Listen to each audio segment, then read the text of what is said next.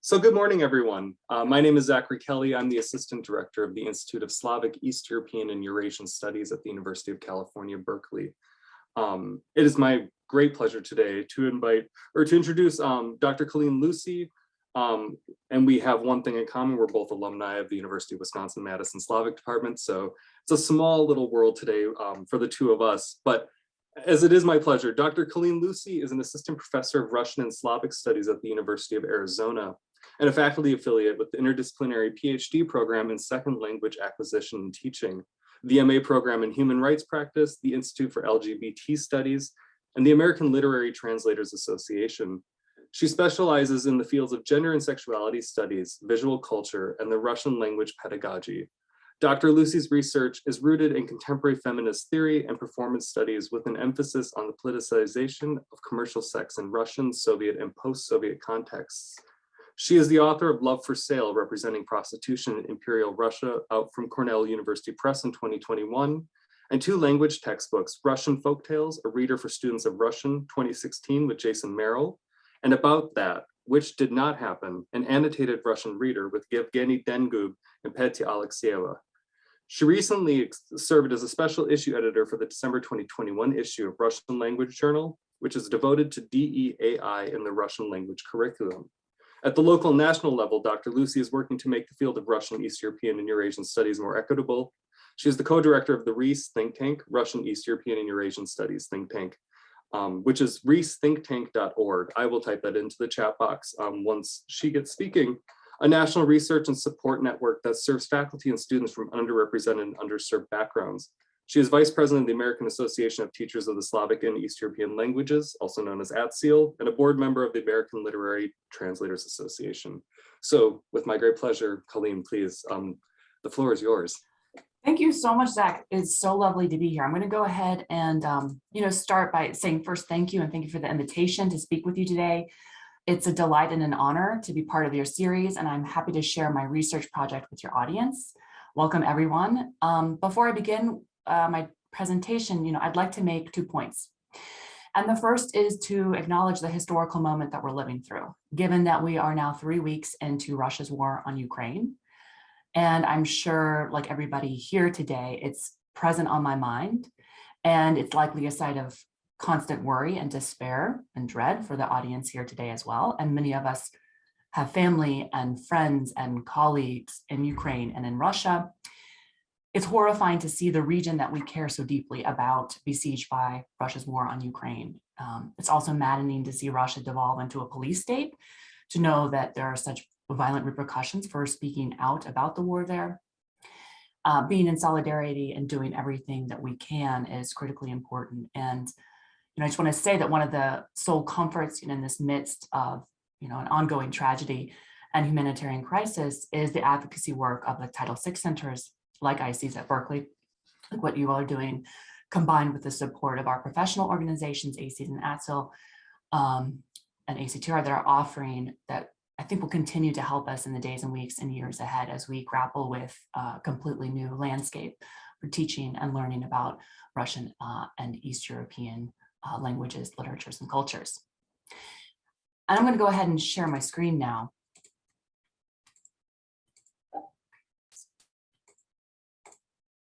Okay, Zach, can you see my screen okay? Yes, I can. Okay, wonderful, thank you. You never know, like you practice it 3, 4, 5 times, doesn't matter. Zoom can turn against you. So the second remark that I wanted to make is to share a land acknowledgement statement, which is something we often do at the University of Arizona. I'm sure other places are doing it as well. This is the official land acknowledgement statement at the University of Arizona, which I share with you here. The University of Arizona's land acknowledgement statement, which you see before you, is that we respectfully acknowledge the University of Arizona is on the land and territories of Indigenous peoples. Today, Arizona is home to 22 federally recognized tribes, with Tucson being home to the O'odham and the Yaqui. Committed to diversity and inclusion, the university strives to build sustainable relationships with sovereign nations and Indigenous communities through education offerings, partnerships, and community service. For myself, as someone who resides in Tucson, I find it critical to add that I live on the stolen homelands of the Tohono O'odham people, These people were dispossessed of their lands and traditions by doctrines of expansion and colonialism. That kind of expansion and colonialism is now ever present in our field, as we see the doctrinaire of colonialism spreading into Eastern Ukraine and throughout Ukraine. As both a faculty member at the U of A and as a private citizen, I pledge to devote my energy and resources to broadening awareness about the rights and traditions of Native peoples. And as an intersectional feminist scholar living in the borderlands, I feel it's important to acknowledge where I am and how I operate as a teacher, a scholar, and an activist. My research specialization, which is 19th century Russian literature and visual culture, brings me into contact with discourses of misogyny, heteronormativity, xenophobia, and racism. Critiquing the literary and artistic othering that is exemplified in works of romanticism and realism remains paramount for scholars of all ilk, but especially for those of us like myself, working predominantly in the Russian canon. And the need to critically address the topic of the other in Imperial Russian culture is in large part what inspired me to write Love for Sale. Because many of us teaching 19th century Russian literary survey courses can attest to the fact that numerous pieces of fiction take up the image of the sold woman, from the unknown woman, the Neznakomka, in Gogol's Nevsky Prospect, to Sonia Marmeladova in Dostoevsky's Crime and Punishment, to Katusha Maslova in Tolstoy's Resurrection. The fallen woman can be found in works by every major male author, and most minor ones as well. And I want to note that it was largely male writers who formulated the discussion of fallen women for Russia's reading public. Russia's women authors, in contrast to their male counterparts, refrained from discussing the brothel in their prose fiction. They didn't feel the need to intervene in the lives of sex workers, as some male authors like Garshin and Kristovsky did. Instead, women writers like Avdotia Panayeva and Nadezhda Pashinskaya described how the transactional relations of the brothel began to inform courtship and relations and marriage. And if there's time in the Q&A, I'm happy to expand on this point and talk about women's writers' contribution to the debate on the commodification of sex, because oftentimes their contribution is a welcomed respite from the overt moralization of the redemption tale that we see in terms of the fallen woman. A quick survey of the 19th century literary works traditionally associated with the canon demonstrates that the sex worker functioned as a perpetual source of story for Russian writers, especially those operating within the realist paradigm. In this regard, Russia's authors share an affinity with their French counterparts who, in the analysis of Peter Brooks, abandoned their bourgeois banality and fled to the Parisian depths to locate the last realm of the narratable, primarily in the sex worker's story. Following Eugene Sue's model in Mysteries of Paris, the Russian writer Vsevolod Kristovsky struck instant fame for his sensationalist slums of Petersburg. Published between 1864 and 1866, readers eagerly bought up every last copy of this urban tell-all book that exposes the misdeeds of murderous philanderers and children sacrificed and trafficked into the sex trade. Like Sue had before him, Kristovsky conducted ethnographic research on brothel workers and streetwalkers to bring heightened realism to his portrayal of the St. Petersburg slums.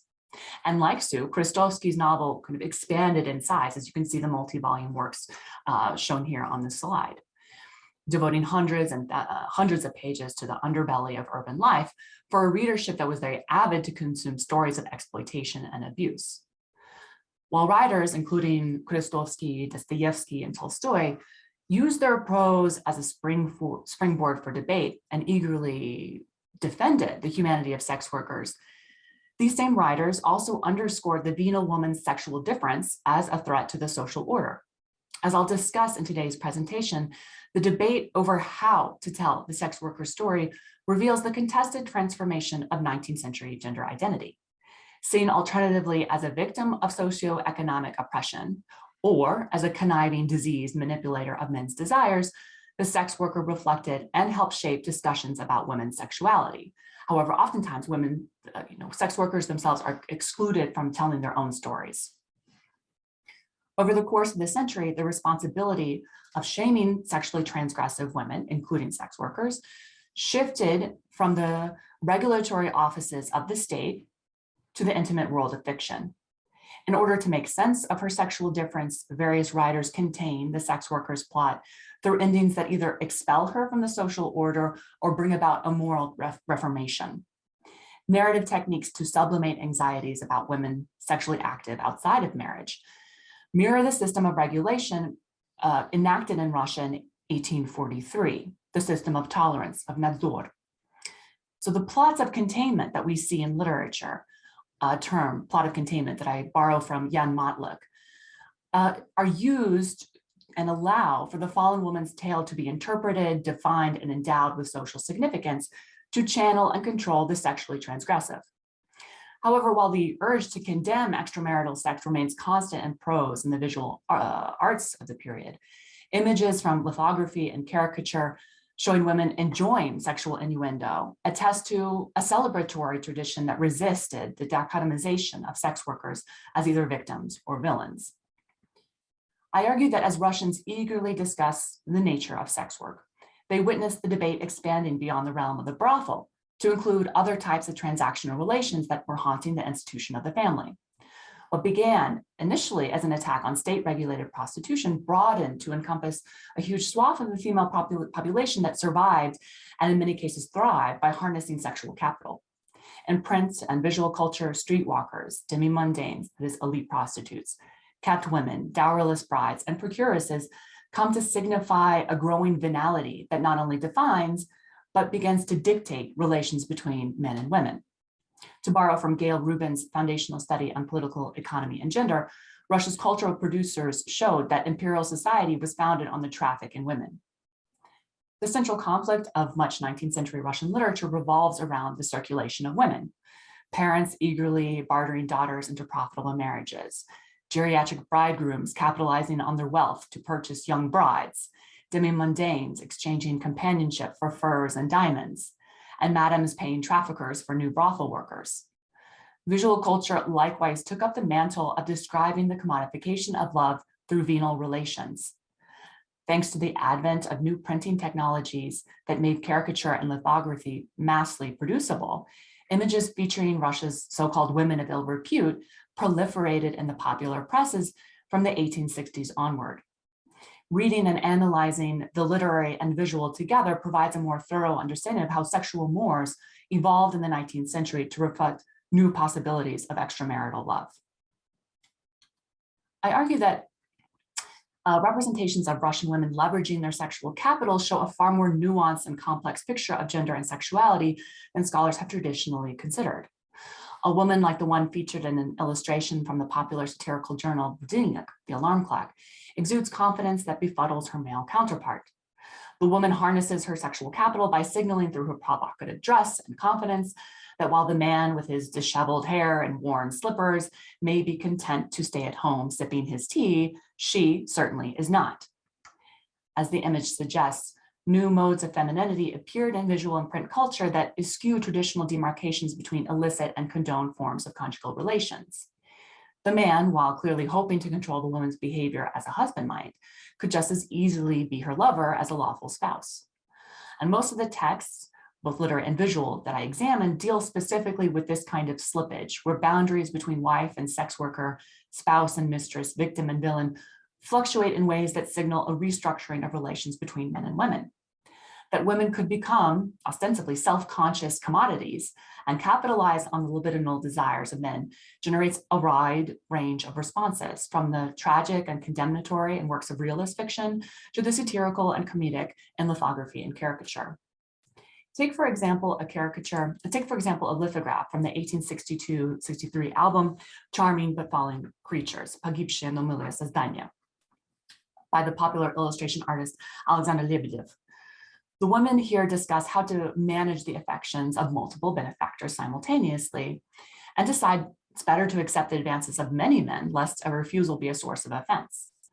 The women who are seated at a public cafe stand in for a new category of woman who uses subterfuge and trickery to outmaneuver benefactors in the acquisition, ostensibly of cutting-edge fashion and whatever their heart desires.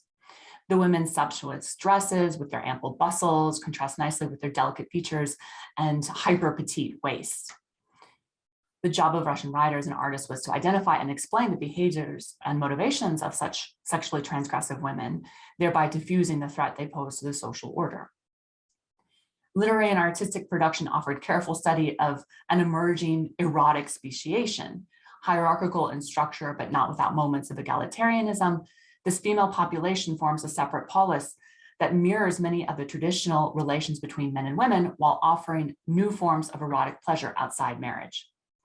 Authors keenly noted that while the heterosexual, monogamous, married couple rested at the top of the social hierarchy, an entire subset of sexual relations facilitated by economic exchange clamored for recognition.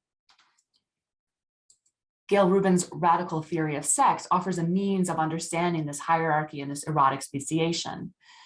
The systems of power that cloak sexual conflicts are enumerated in Rubin's study. In Thinking Sex, Rubin describes how sexuality and erotic life become contested during social movements aimed to root out various vices deemed inappropriate to the social core.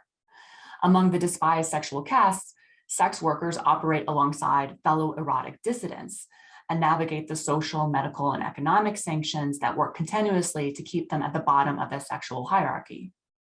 In Imperial Russia, state authorities placed the registered prostitute at the bottom of the social order. She was a safety valve of social passions, an outlet for men's supposed unbridled sexual desire, and a means to keep marriageable women pure by servicing the city's male population. Yet while the medical police could track and regulate certain populations, other women selling sex and companionship evaded detection. As literature and visual culture codified for audiences, women of all social categories, from streetwalkers to women of the aristocracy, could utilize their sex appeal as a way to accrue financial autonomy and move upward in the social hierarchy. In this regard, the imperial period correlates to a historical moment when, in Rubin's assessment, the domain of erotic life is, in effect, renegotiated. So my book examines the intersection of the literary, aesthetic, and judicial and medical and discussions of venal women. In each chapter, as I have shown you here from the table of contents, takes on a particular domain of sexual commerce: the urban sex worker in St. Petersburg's moral geography, the brothel worker and the medicalization of sex, the dowerless bride who sells herself or is sold on the marriage market, the madam who operates as a repository for public frustration with older women who manage, despite their reproductive irrelevance, to gain a cultural relevancy in their role as go-between, the numerous kept women in the works primarily of Dostoevsky and Tolstoy, and the elite courtesan, or the demi-mondaine, who functions as a key signifier of an emergent subculture founded on pleasure and leisure. In the remainder of today's talk, I'll focus on the image of the demi-mondaine and show how this marginal figure moves to the center of discussions on sexuality, femininity, and non-reproductive sex. A lady between worlds, the dama polusvieta, or demi-mondaine, occupied a precarious position in Imperial Russia, as noted in depictions in literature and fine art, which underscore how she confuses sexual and social boundaries by appropriating the behaviors, pastimes, and clothing of the elite. Here, Lebedev's illustration shows two camellias, two demi-mondaines at the theater. Itself a charged space, the theater, given in the cultural domain that there's a mixing of classes and genders. And there's a sense of performance, who's performing for whom, who's being there to be seen and to make innuendo and understandably possible future sexual connections through the theater realm. Literary works and images stress that while demi-mondaines typically hailed from modest origins, they harnessed their sex appeal as a tool for upward mobility and blended in or passed with women of the gentry in troubling ways. Literati used their fiction and sociological writings to warn the public about the dangers such women pose to the public, and that these women started to take on a taste for the finer things in life, including good wine, expensive lodgings, fashionable attire. Cultural figures of the imperial period pointed to the demi-mondaine's supposed insatiable love of luxury as confirmation that all women were vulnerable to the allure of haute couture, of high fashion.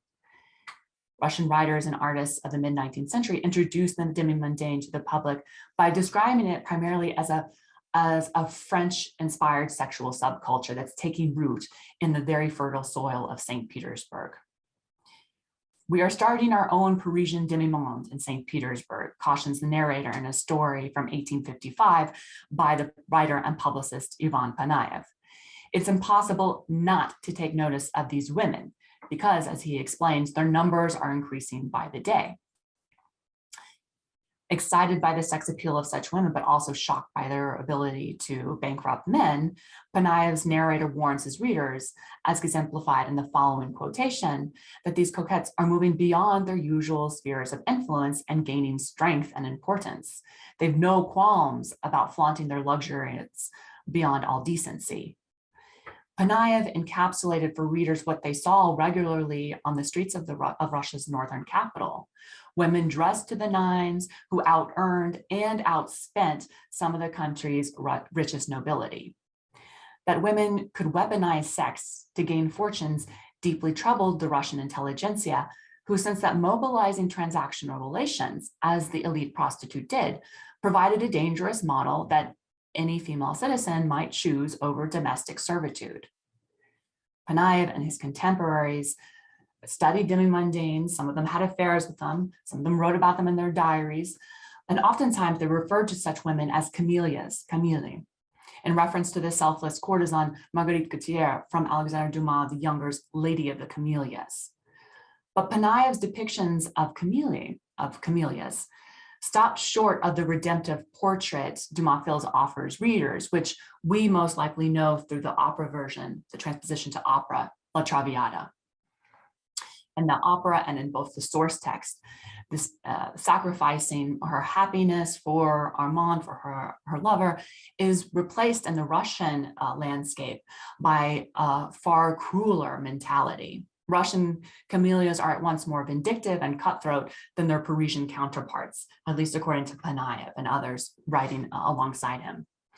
Pictured in cultural production as surrounded by admirers and draped in furs, portrayals of Russia's women of the demi-monde signal the power of female consumption in a nascent capitalist market. She might emasculate her keeper, as cultural producers keenly noted, but she also facilitated a burgeoning leisure culture founded on the principles of pleasure and consumption. Much of the commentary on demi-mondaines emerges in the context of a response to the sexual subculture that disregards traditional mores and instead turns to the glorification of consumption and the celebration of coy flirtation and sexual innuendo. The dama polusviata, the demi-mondaine, who appears between worlds, provides a generative vantage point from which writers and artists could interrogate the destabilization of gender identity and its reformation around consumption.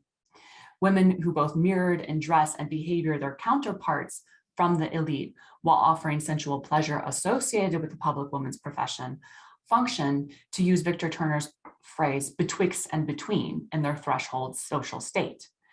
The demi-mondaine's liminality extends beyond her status between worlds to that of her gender, as exemplified in descriptions by Panayev and images in the popular press that I'm going to get to in just a little bit. Portrayals of demi-mondaines underscore that such women possess traits normally associated with their male suitors. They're aggressive, they're sexually aware, they're socially astute, and they're increasingly better off financially than their would-be lovers. Prose fiction calls attention to the troubling fact that these women function completely outside the jurisdiction of brothels and make the city of St. Petersburg their social playground as they frequent the theater, the opera, and cruise the streets in extravagant carriages and expensive finery. For 19th century Russians like Ivan Panayev, elite prostitution posed a conundrum. Demi-mondaines modeled to other women the benefit of abandoning family and tradition for the comforts of wealth and leisure. Panayev addressed this cultural phenomenon through a series of stories included in his popular column, Notes on Petersburg Life. In Panayev's assessment, two forces drive the propagation of demi-mondaines: fashion and French literature. One of the protagonists from his stories, Alexandra Nikolaevna, is an upstanding Russian wife who dutifully serves her husband. However, in a trope familiar to 19th century fiction, the woman's moral demise is facilitated by the detrimental influence of French literature, which models a life of values that warps the mind of Russia's female readers. Her marriage the character's marriage, Alexandra Nikolaevna's marriage, collapses when she picks up a French novel and becomes emboldened to seek out true love. That is, true love outside the confines of marriage. Initially, she lives on her own, but she finds it impossible to survive without the luxuries to which she's become accustomed in marriage to a wealthy husband. Luckily, a new beau appears who can support her financially. Accepting a handsome salary seems only natural, for, as she explains, here as you see in the quote, Balzac was right. Whether living in Paris or Petersburg, it's impossible to love someone if you're living in an attic or a hut. When a benefactor scoffs at her love of Dumas or tries to curtail her spending, and she cuts him loose, explaining to the narrator that we women cannot stand being with a man like that for long. Writers point to the elite prostitute's extravagant wealth as a sign of moral degeneration brought on by contact with Western libertine values. Elite prostitutes appear as thoroughly corrupted by the luxuries of modern living. Quite typical in this regard is the explanation offered by the French courtesan Julie in Chernyshevsky's What is to be Done, Что делать? As Julie explains to the heroine Vera Pavlovna, Julie's true crime is not living as a fallen woman or suffering the desecration of her body, as she says to Vera Pavlovna, but that she was, quote, corrupted by idleness and luxury. I'm a vile woman, she tells Vera Pavlovna. Where there's idleness, there's vileness. Visual culture likewise presented images of demi-mondaines as adopting the habits of French coquettes and making them native in the Russian landscape. In illustration and lithography, the demi-mondaine embodies female weaknesses at their most extreme. She prefers leisure over labor. She consumes life instead of producing it. She dupes benefactors rather than supporting a husband's endeavors. While obviously critical in their indictment of gold-digging hussies who play the sex market to their financial advantage, images from the popular press walk a delicate line between condemnation and titillation. At times, pictorial representations play with the connotations of unattached women who venture into the marketplace by eroticizing the employees of fashionable stores, for instance, or female customers who frequent them. Often associated with St. Petersburg's bustling sexual subculture, elite prostitution features in images of the city's major shopping arcades and downtown promenades. Visual culture of the 1860s in particular casts camellias as wanton women driven by this ravenous appetite for finery. One such image from an 1859 issue of Iskra, the Spark, titled A Meeting Between a Camellia and a Simple Flower, shows an exchange between two women of the demi-monde. Amelia explains that her recent change in fortune is thanks to the many old fools who helped make her rich. Her unfortunate friend has chosen a less beneficial partnership, which proves that her simplicity refers not only to her lack of status, but an inability to strategize in sexual companions. Using venal sex to acquire desirable goods becomes a socially constructed mode of interaction attributed to elite prostitutes. Increasingly, however, images convey the fear of social infection, that the behaviors of the demi-monde are spreading to other segments of the female population. Pictorial representation stresses that any respectable woman might learn from her social lesser and mobilize their tactics if given the opportunity. For instance, an illustration from Iskra shows how an elegantly dressed woman uses her body and her sex in exchange for material reward. The print features a young woman tickling the beard of a sales clerk and asking him if he will deliver in person a hat that she recently purchased. And this is cut off from the slide, but the title is Commerce, with the subheading Gostiny Dvor, Lavka Mod, Gostiny Dvor, fashion shop. The image connects the woman depicted with a large bustle and again the thin waist, as reminiscent of the previous image that I showed from Lebedev's album, connects this woman to a sexualized commercial culture. More worrisome than the lady's sexual forwardness is the ambiguity of her class. She could as easily hail from a well-to-do family as be a member of the demi-monde. In this sense, the illustration reveals how dress shops and boutiques function as contested sites where new modes of sexual and commercial exchange challenge traditional assumptions about women's chastity. And this is, of course, relayed to us in prose fiction as well, in which dress shops also function after hours as brothels. If you remember, this is Dostoevsky hints at this in Notes from the Underground, where Lisa works. In ways similar to what Vinetta Dada argues in her book on gender and national identity in Fin de siècle France, images of women shoppers reflect broader anxieties about shifting gender roles and the possibility of new gendered identities structured by the act of consumption. The voracious woman consumer, whose lust for objects depleted the resources, both financial and sexual, of her husband, explains Dada, disrupted the economic and sexual hierarchy between the sexes, being that demi-mondaines and elite sex workers are depleting the resources, not just financial and sexual, but also the complete hierarchy then shifts dynamically through the act of consumption. Coy and flirtatious, the woman represented in the illustration commerce appears as a new class of urban female dweller that drives consumption by frequenting such fashion shops. The location of Gostiny Dvor, the shopping center located in downtown St. Petersburg on Nevsky Prospect, operates as a site of transaction both of people and of objects, at times blurring the lines between them. The northern capital, with its status as center of trade and commerce with the West, combines both commercial and sexual transaction in the act of shopping. As Mary Louise Roberts asserts, new cosmopolitan arenas, quote, specularized urban culture of arcades, boulevards, and department stores, where woman is inscribed as both consumer and commodity, purchaser and purchased, buyer and bought. Even though the female shopper is not identified as a demi-mondaine or as a camellia, her behavior recalls modes of coquettish flirtation associated with them. Linking sex and commerce through performative behaviors, as this image does, points to a deeper concern with women's role in commercial life in Imperial Russia. In this context, any woman tempted by luxury could become a camellia and find her transformation financially bankrolled by a gullible man eager for her companionship. All she needs to do would be to tickle the beard of the right customer or the right seller in order to make her dreams come true. Illustrations provide nuanced ways of seeing non-reproductive sex as a pleasant alternative to the demands of marriage and family life. Images, particularly those from the album that I've mentioned previously, Fallen but Charming Creatures, imagine demi-mondaines as gregarious socialites who balance flirtation with innuendo in alluring ways. As active brokers in Russia's sexual subculture, demi-mondaines emerge in lithography and fine art as a new category of sexually liberated woman. A word about this album, Fallen but Charming Creatures. It was a joint venture between the artist Alexander Lebedev, and the popular writer Fyodor Dostoevsky. The series contained approximately 60 images that presented to readers the dramatic and exciting world of chameleon. Distributed to all bookstores in St. Petersburg, Fallen but Charming Creatures offered purchasers the chance to enjoy the images of camellias in the privacy of their home.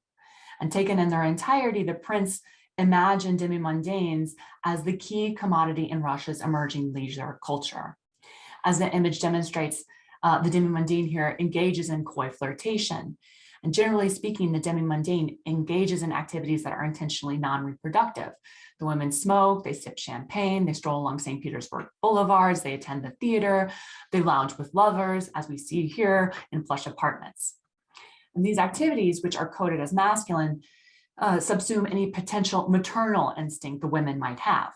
And the inclination for productive labor has been replaced with the urge to acquire more finery, better accommodations, and wealthier benefactors. The album, Fallen but Charming Creatures, does not contain sexuality, but rather sells it, along with the accompanying lifestyle, as an enviable, reproducible, and purchasable phenomenon. By eroticizing the demi-mondaine in this way, visual culture aligns with what the art historian Abigail Solomon Godot describes as the mechanisms of commodity culture, through which, quote, desire is provoked not merely or only for the commodity, but for the ambiance or lifestyle that the commodity represents, end of quote. Images of quid pro quo agreements resonate as cultural responses to women's increased role in the public sphere as consumers. What begins, however, in popular satirical publications like those found in Budilnik and Iskra, as acerbic tongue-in-cheek portrayals of mercenary young women starts to acquire more artistic legitimacy in works by Russia's most distinguished painters. Mirroring the path of the real-life demi-mondaine who moves from the social margins to the center of leisure culture, images of camellias shift from the periphery of social satire in the 1860s to become a focal point of fine art in the 1880s. The representation of elite prostitution evolves over these decades toward a more overt aestheticization of the demi-mondaine that propagates a new vision of womanhood founded on consumption. Take, for example, Kramskoy's famous 1883 painting, Portrait of an Unknown Woman, Neizvestnaya, which caused a sensation upon its unveiling at the 11th exhibition of The Wanderers. Seated in a plush carriage and looking out at the viewer with an ambiguous gaze, the woman neither seeks nor desires the approval of passers-by. The fur-lined coat accentuates the woman's supple figure and draws the viewer's eye to the satin bow below her soft jawline and plump, moist lips poised between a pucker and a smile. Careful examination of the painting reveals how the woman's dress conveys her wealth. There is the lush velvet attire, but also a golden bracelet visible on her wrist and a pearl nestled snugly in the ostrich feather adorning her cap.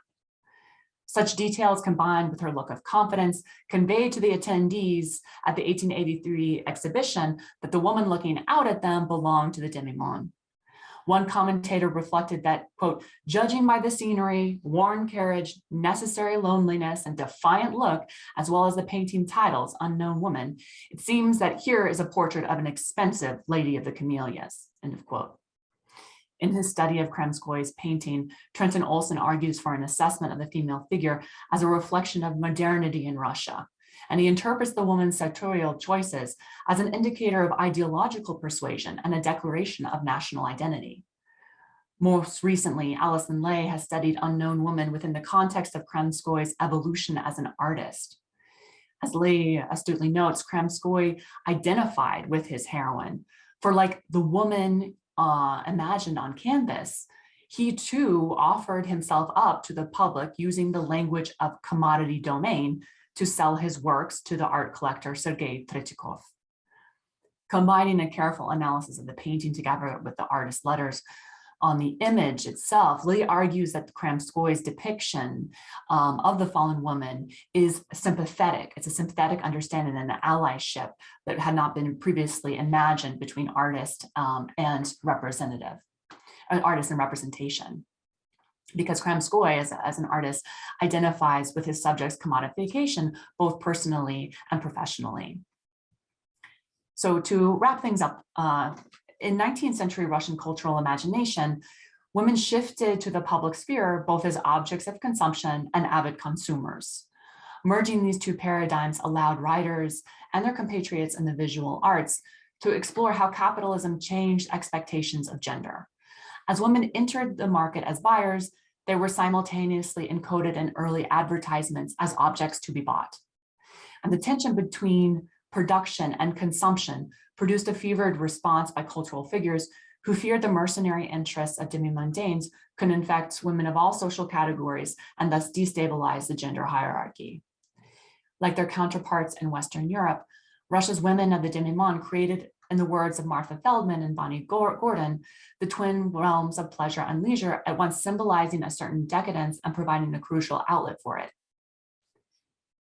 While visual representations focus on the demi-mondaine's vanity, they also underscore the potentially liberating aspects of such behavior. Moving beyond the clear social critiques that certainly we see in the satirical lithographs and images, images from the daily press emphasize how women of all ill repute offer something altogether revolutionary for their time: intellectual and sexual stimulation that has no reproductive purpose. As a cultural phenomenon, the demi-mondaine's sexual proclivity and the possible pleasure she could glean from partners troubled the sexual double standard. As exemplified in descriptions by Panayev and images from the popular press, portrayals of demi-mondaines underscore that such women possess traits normally associated with their male suitors. They're aggressive, sexually aware, and better off than many other benefactors. Prose fiction called attention to the troubling fact that these women function completely outside the realm of the brothel. that the majority of texts examined, that I examined today and that I'm happy to share more within the Q&A, focus on the demi-mondaine in the context of St. Petersburg indicates how this woman between worlds, who is betwixt and between, also comes to signify the liminality of the northern capital and the cultural imagination. In ways similar to her impoverished counterpart walking the streets or working in the brothel, the demi-mondaine embodies St. Petersburg's mercenary underpinnings where women circulate as commodities. However, because the demi-mondaine has spending power of her own, she can dictate her engagement with the market. The demi-mondaine appears in cultural production as an actively transgressive figure, in that she fluctuates between realms, reverses hierarchies, and embodies ambiguity. Thank you so much. Thank you, Colleen. I'm sure there's a small, quiet round of applause going around from all our virtual guests. I would just like to invite everyone, there is the Q&A box down on the lower right-hand side with all the buttons on the Zoom screen. If you could input your questions there, it just makes for a very easy and efficient Q&A session. But I'm going to start right away and just offer a comment and a question. The first thing, that last photo, the Kramskoye, that's Anna Karenina from at least the copy of the Anna Karenina book I read.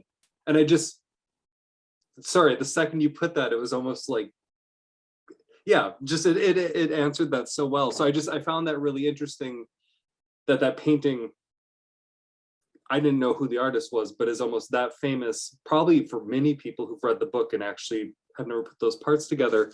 But I want to ask a question about this, and I might be using maybe a little bit of today's thought in it, so it might not fully apply, but these demi-monde women, could this be looked at as their hustle? Like they found their place to have the best life they wanted, because the other option was basically to vyjти zamуж, to go behind your husband and just live indoors.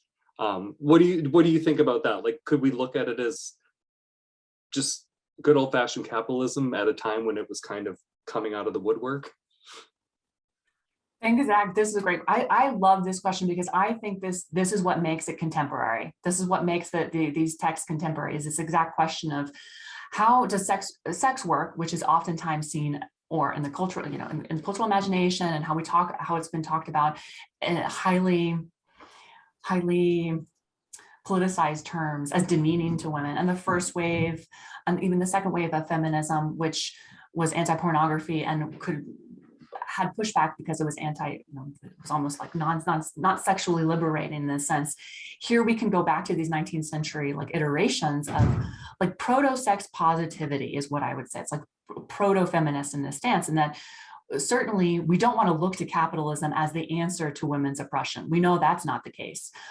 However, by having a kind of autonomous agency that is allowed for through purchasing power, women are then, and this isn't, in the cultural sphere, are allowed more agency over their lives. And this is reflected most, I would say, most clearly in the visuals and the visual images from the period, and less so in the prose works.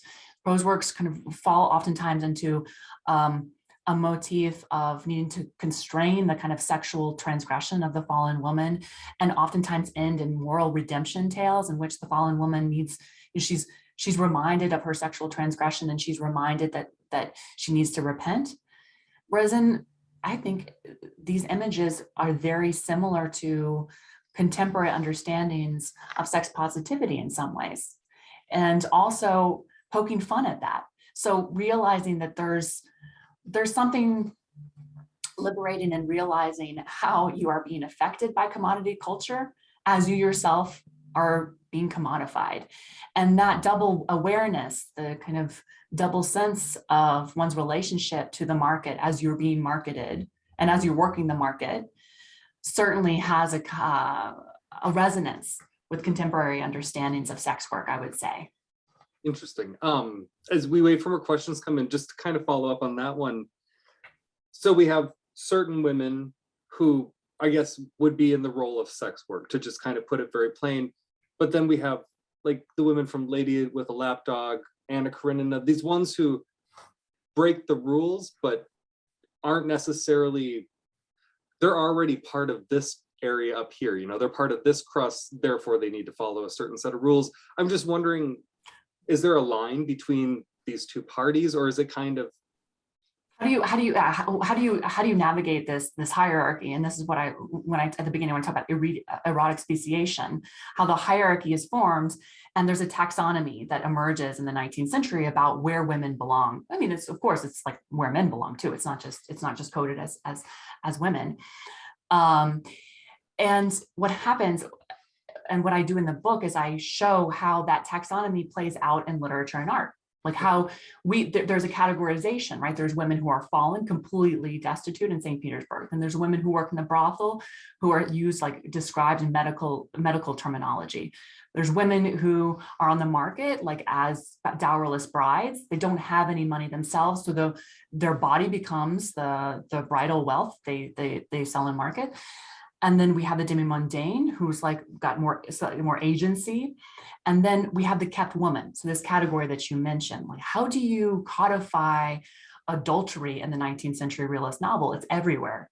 It's everywhere.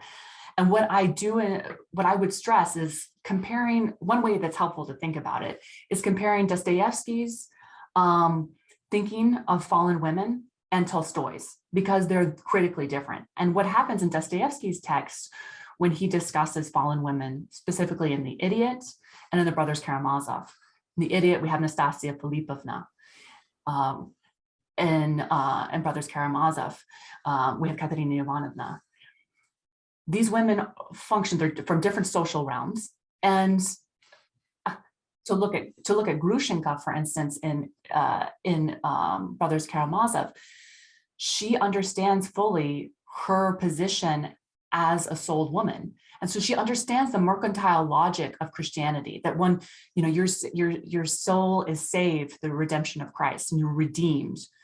And that ability to understand the mercantile logic that is embedded in Christianity is what Dostoevsky's focal point is for on texts of sold women, because they understand themselves in the same kind of language that Christianity uses. There's a kind of like redemptive currency that the fallen woman says. So where do we put these? Where do we put Chekhovian texts? Where do we put Anna Karenina in this? I would also say, you know, for the listeners who are familiar with Anna Karenina, and you mentioned it, Zach, so I know you are, you know, that remember there's a moment in the text that's very telling, which Anna, when Anna goes to the theater, and Vronsky says, don't go to the theater, you're a fallen, basically Lucey says, you're a fallen woman, people are going to respond. It's going to be problematic. She goes anyways. And she is completely outcast in that space. And she's called a derogatory name by the woman who's sitting next to her in the lodge next to her. And what you see in Tolstoy's iteration here is the social hypocrisy, right? That the elite, the intelligentsia, is more than willing to try to redeem through kind of moralism women who are fallen on the streets. But women of their same social class should not be mixing in the theater next to women of their aristocracy. So I think to summarize, you know, my response is that the question of redemption, how does one become redeemed after adultery, after becoming a kept woman, is an endless source of story as well for both Dostoevsky and Tolstoy.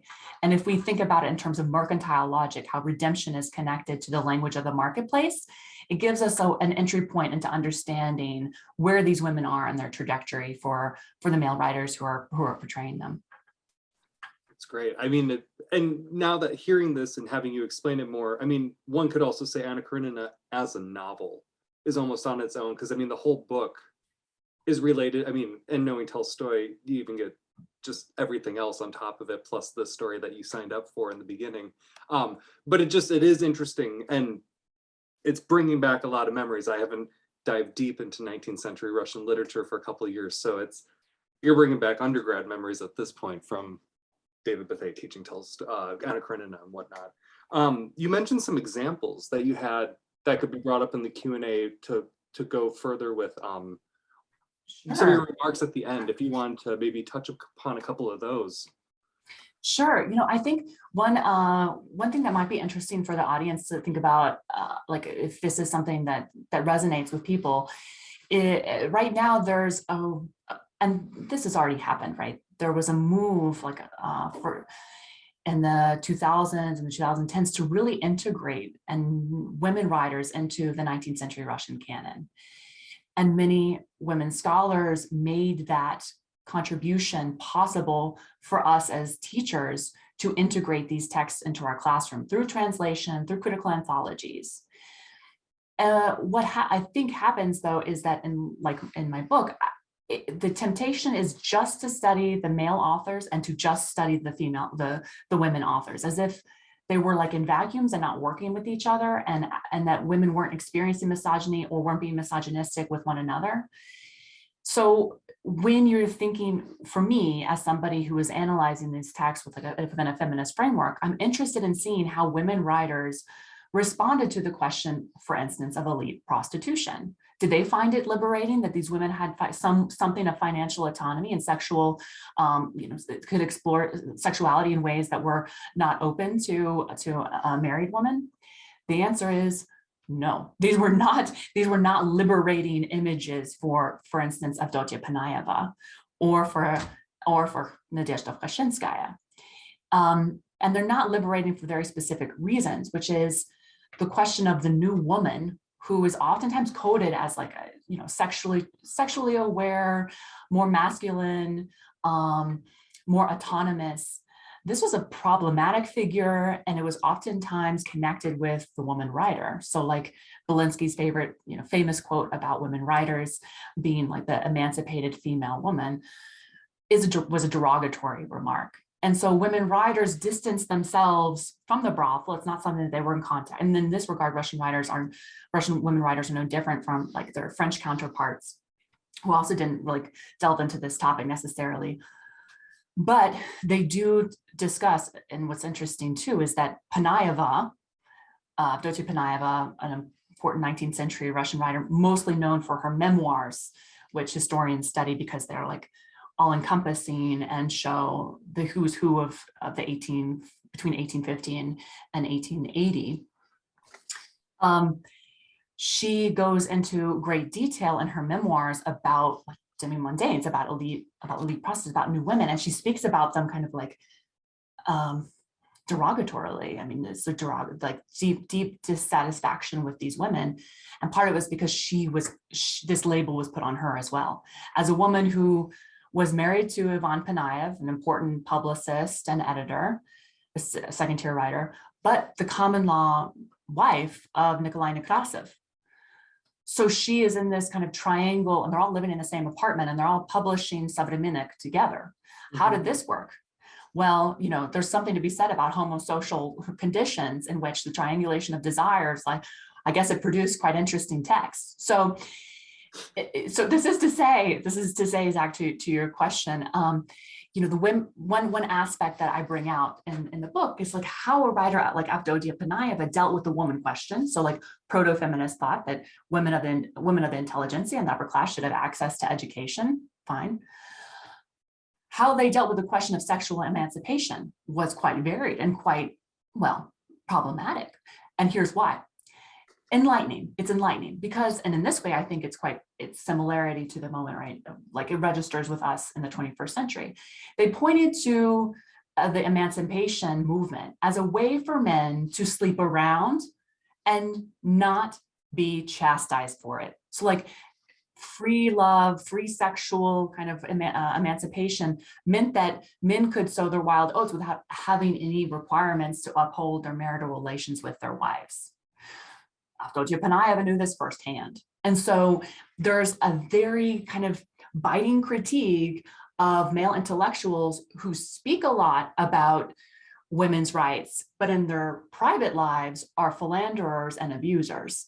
So I think there's like that, this is an interesting area to explore because I find that has a contemporary resonance. Yeah, no, I almost could follow up with so many things that are probably not right to talk about for this lecture.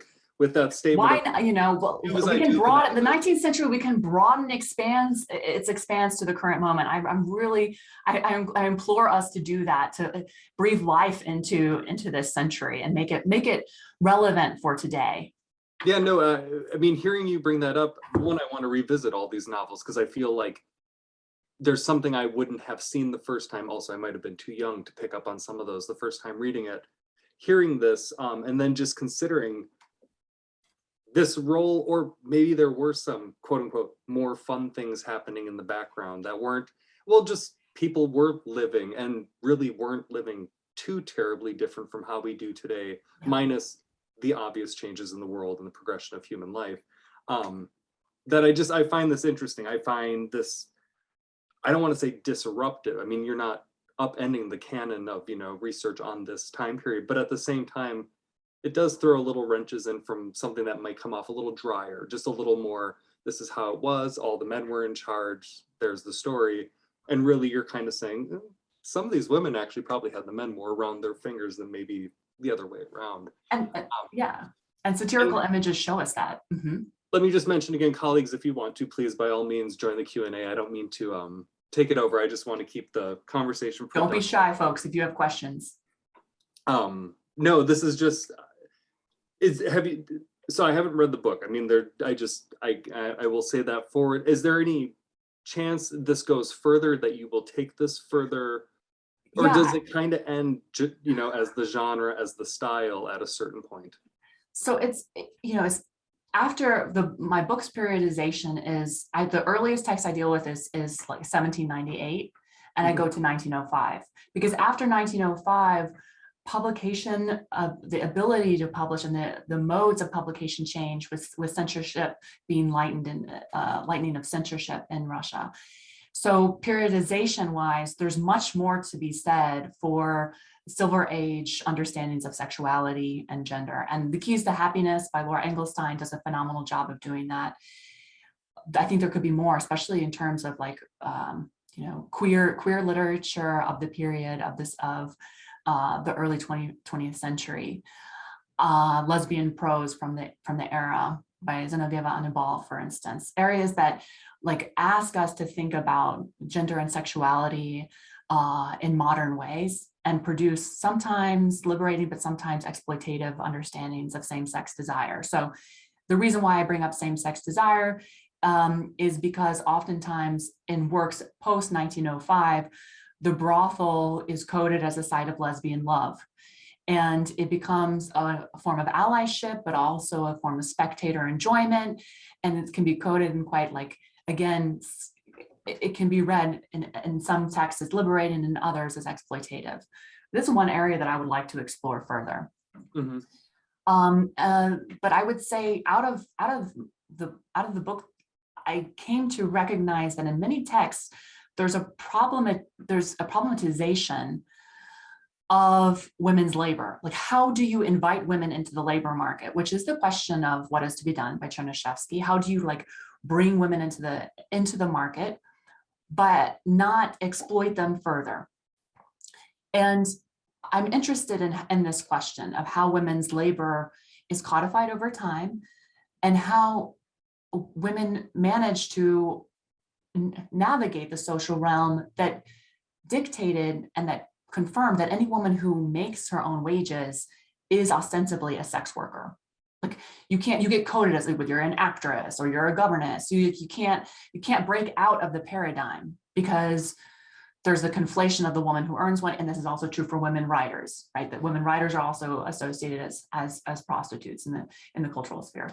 So I would say that's one project that's my second project I'm working on, and I'm thinking about how women, whether or not they're able to, how they develop a language to discuss this, and whether or not, too, the second thing, there's really almost no children that I can examine in this book, because like I mentioned, the sex worker is outside the patriarchal lines of society. She's operating in a non-reproductive sexual realm for the most part.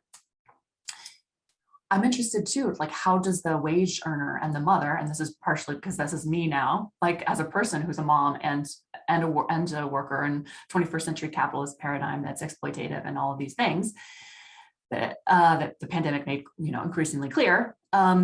How do texts discuss this? And I'm always interested in visual culture too alongside it, because I find that they oftentimes like speak to each other in ways that you wouldn't expect. Mm-hmm. So to answer your question, are there places that I'm going to go? Women's labor is one, and then probably maybe more interested in queer literature of the early 20th century.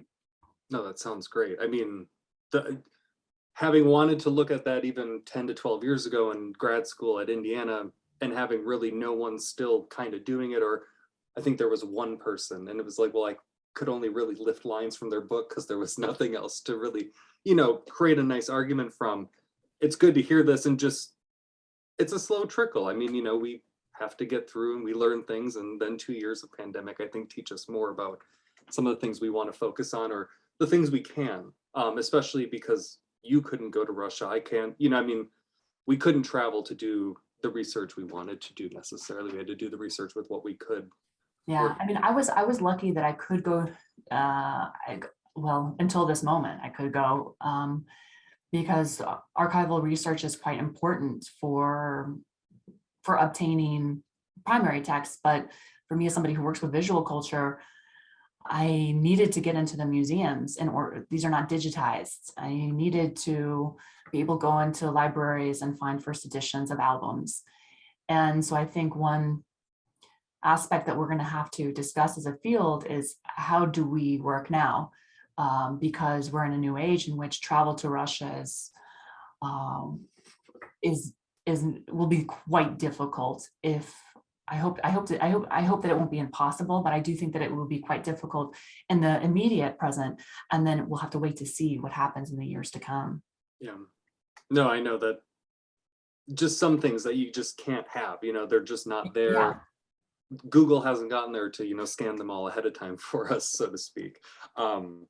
No, it opens up a new line, I guess, for literature. It opens up this kind of more cultural studies aspect, because you're using a text like I did in my master's thesis to kind of view food. Like, while these are fictional texts, they're drawn from reality. Like, in my sense with the food, you don't make up food. It's not like Google said, green eggs and ham for everyone. It was very much certain people, based on the absurdity of their existence, were, relegated certain types of food based on how absurd their character was.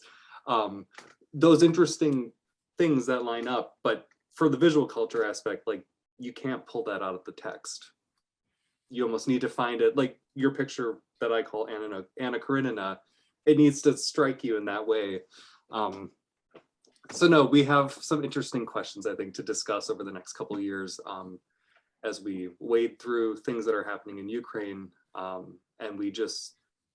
I think for our generation, we weren't fully cognizant of the Cold War. So this is new for us to really see this in play and not read about it or learn about it. But it's no longer like our colleagues who live through this. They're going to have to talk to us about the experience and how they navigated and what lessons we can learn from them. Because, like you're saying, this is completely new. This is not the training that we received because we didn't believe that we would be at this moment again, when we would revert kind of back to the beginning of a new Cold War era. So that institutional knowledge, that cultural knowledge of like how the field works in this new paradigm will be essential in the months and years ahead, because we don't need to relearn these things if there are tactics that we can already think about now in terms of like diplomacy, citizen to citizen working, like how to study abroad, where like how do we teach things now in a context where, like, I mean, we have to be cognizant of nationalism like we never did before. And that is one thing that, like, too, in my research that now I think I would also like to address is the questions of gender and nationalism that we see with a kind of hegemonic masculinity and a hyper masculinity that is competitive, and that it emasculates men who are competitors. Like, so thinking about how we also work as, like myself, as a 19th century specialist, but understand that those questions of gender and nationality are present in these texts, whether it's Gogol, for instance, like such, you know, like his examples of the Cossacks, for instance, like to think about these kinds of, like Taras Bulba, these texts that are nationalistic, that speak to the current moment, but like they need a critical paradigm, and we need, you know, for our sakes and for our students, to trace where we are today, to find some of the origins in the 19th century, I think is really worthwhile.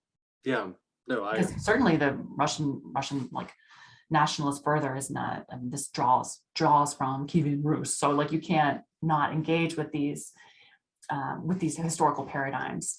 No, I totally agree. I mean, going back to even my master's thesis, which I haven't thought about for ages, but this actually really just kind of, you know, made me think about, it took one line in a Gogol letter to, I can't remember to who, where he said, you need to check out the Dostoevsky, they just republished it. And it was like, so we're going back to the 16th century to bring it forward. And this was, you know, the manual of like how to be a proper Russian and how to live the best. And it's just interesting, because even then, yes, going back to 882 AD or some thereabouts, and kind of tracing history forward as we've watched it be reinterpreted yet again. Manipulated, you know, and I think that, you know, the Dostoevsky and the medieval like understanding of the sovereignty of the body is something that, like, you know, this correlates to the contemporary moment. And like, you know, thinking one like, so I also teach gender and women's studies, and in studying Pussy Riot, this is like the response to Pussy Riot by the Russian public, by all sectors, that they needed to be publicly flogged, or that they needed to, you know, there's like a lot of infantilizing language in the first responses, that they needed to be slapped or spanked. The infantilization of women, but also the public display of sovereignty and the need to enact the sovereignty of the state on the body is something that too, like, registers with, I would say, you know, to connect it back to the sex worker, to like the need for public violence to justify state institutions. And this goes in the introduction, I talk about this example of a mixed martial artist, a former MMA artist, who took brothel work, who did all these brothel raids in 2015, 2016, and marched women and their clients, brothel workers and their clients, naked down the streets of St. Petersburg. It was nighttime raids. So like, again, the return to kind of medieval understandings of humiliation, of the policing of dissidents, the policing of sexual dissidents and erotic dissidents, to use Rubin's terms, is not new. Like this, you know, this is similar to what, like the policing of women's bodies in the 19th century, in which, like, whether it was through Peter the Great's having them flogged and, you know, banished from the military troop regiment land, or in the 19th century moving them to the confines of the medical police, which, you know, through like weekly examinations monitored women's bodies. So that is to say, a long-winded, like a kind of response to how sovereignty, the question of sovereignty and nationalism, appear in 19th century works, especially in relation to gender. Yeah. No, this is just, I mean, I think we could take another hour now and probably talk about the rest of the spectrum. Like, does anybody in the audience have questions? Yeah, no, and I mean, I appreciate that people are listening to us. Like, kind of, it's like it's the Zach and Colleen hour. Like, is no, I mean, if there are no questions, I do really appreciate, Colleen, that you spoke with us today. And if anything, I almost take it that you just informed people. Like, this is a new topic. This is something that, I mean, it kind of disrupts some of this maybe lesser direct research that's been done, but it also might not be the most comfortable thing to talk about for every single person at this point, even still, because it crosses lines and it, you know, generations and just upbringings and things like that. So, I mean, I'm very excited that you got to present, and, you know, the audience got to listen, and this video will be out here now so that more people can experience it after. Because, and if people have questions, they can write to me. And, you know, I think that the question of sex work is modern, and it is difficult to parse in these 19th century texts and visuals from the period when there is exploitation and when there is liberation and when there's something in between. And that speaks to the modern, like the modern moment of how you operate as a 20, as an identity in your sexual category and your sex and your gender, how these can be encapsulated in text. And one thing, I think that registers with today's moment is the need to speak for the subaltern, the need to speak for marginalized populations. That is equally present today as it was in the 19th century. And that's something I want to get across, that I try to get across in the book as well, is that these authors, in doing ethnographic research and interviewing brothel workers and trying to make these portrayals as real as possible, there is something exploitative in this act, because the story of the sex workers are completely eclipsed, like their stories. Okay.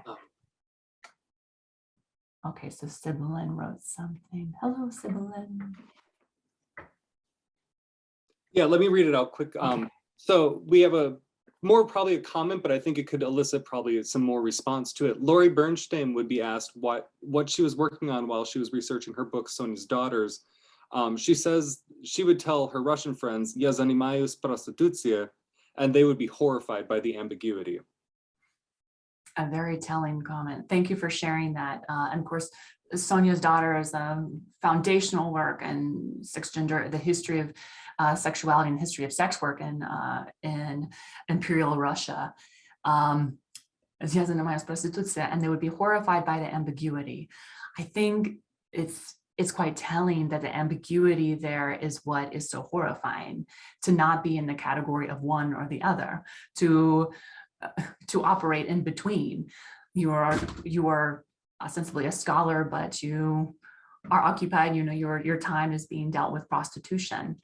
The code of I think was interesting is that what you study or what you come in contact to can be infecting. Mm-hmm. So the analogy of infection is something that we see in all of these 19th century texts, in which women who come into contact with fallen women, there's a fear that they too will be infected by this disease, whether it's like consumption or sexual proclivity, or it's like adultery. And this is why the need to contain social entities that are marginal is so key, and why it's such a great generator of story, because it produces such interesting conflicts. And Anna Karenina's case in point, right? Like her exclusion from society is based entirely on the fact that she's a sexual outcast. Yeah. Thank you for sharing that, Sibyllin. No, that was a great way to kind of, and it's all it takes is one word, and it's how you understand it's the semiotics of the word, how it affects you, what you were taught, your visceral reaction, or your, okay, so that's what they do and good for them. I hope they make bank, once again, I really thank you. It's exciting to hear some of these new things, and also just to push the buttons, we got sex, we had cigarettes, we're getting everything in absolutely. You're going to have both of those things in my presentations, and I'll try for that from now and into the future. I know that you had Tricia Starks recently on talking about smoking, and it's an incredible research topic, like the sexualization that associated with smoking and tobacco usage. So there's your Soviet research on the literary front, the smoking in, so no, I'm kidding. As a former smoker, like somebody who's like past that, it's also nostalgic to go back to it. Oh yeah, no, Patricia's presentation was excitable, to say the least. It's like, I know all this, I've been there. No, thank you again. I appreciate it, and I hope you have a wonderful day. And to all our colleagues who are still online, thank you again for joining us, and we'll see you next week, or not next week. Next week is spring break at Berkeley, but March 31st, we'll see you, and it'll be Molly Thomasy Blazing speaking about photography and the poetic around the Silver Age, at the beginning of the 20th century. So she'll be talking about her new book that came out recently. So if you can join us next week, otherwise we have our YouTube channel and the videos will all be posted there. Thank you so much, Zach. Thank you for all that you do. Thank you for this amazing series. I'm tuning in to the YouTube videos and they're phenomenal. So thank you so much for all you do. Thank you. Appreciate it. Have a great day. You too. Take care. Bye. Bye.